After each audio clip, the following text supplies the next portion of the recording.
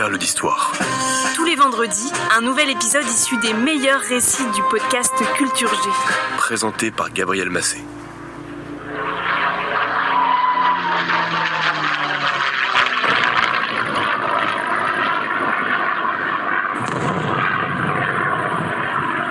L'histoire d'aujourd'hui commence en mai 1940.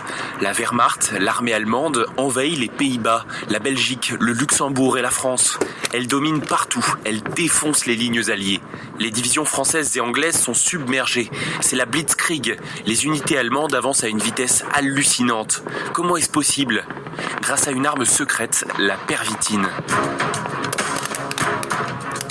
Une grande partie de l'armée allemande est dopée avec des petits cachets de ce que l'on appelle aujourd'hui de la cristalmeth, une substance dérivée de la méthamphétamine. C'est dingue, il y a des cristaux qui font jusqu'à 10 cm de long, du pur cristal. Dès 1939, la pervitine était en libre service en Allemagne, en cachet, en poudre, à la pharmacie ou dans le commerce, même mélangée à du chocolat dans de jolies petites boîtes qui faisaient fureur. Les Allemands considéraient la pervitine comme un énergisant, comme on pourrait consommer aujourd'hui du café, du guronzan ou du Red Bull.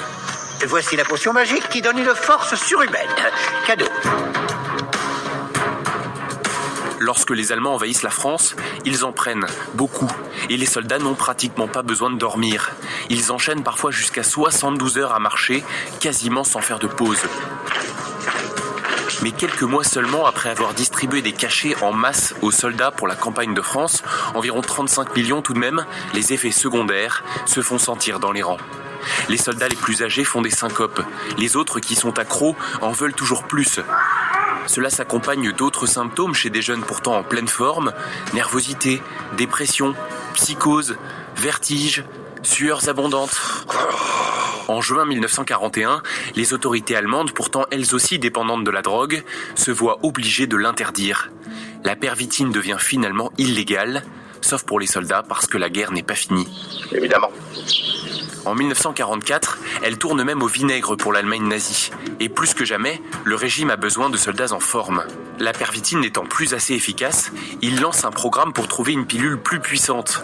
La substance D9 est alors mise au point.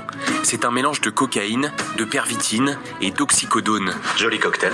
Pour tester l'efficacité de cette nouvelle drogue, rien de tel que faire des essais dans un camp de concentration.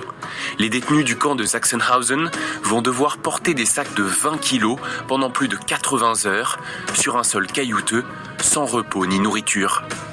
Ces essais le confirment, cette substance est puissante et l'armée peut commencer à l'utiliser. Puis en 1945, la défaite et la capitulation du régime nazi mettront fin à l'utilisation de ces drogues. Des milliers de soldats allemands reviendront chez eux, différents, dépendants, drogués. On leur avait menti, ces substances étaient décidément bien pires que du café. Ce sujet, peu connu, est pourtant essentiel pour comprendre la Seconde Guerre mondiale. Pourquoi l'armée française, considérée comme l'une des plus puissantes, s'est retrouvée dépassée en 1940. Tout cela a été révélé par le journaliste allemand Norman Euler dans son enquête « L'extase totale » publiée aux éditions La Découverte. Un livre à lire si vous souhaitez approfondir le sujet. Pensez aussi à nous suivre, à vous abonner et à bientôt.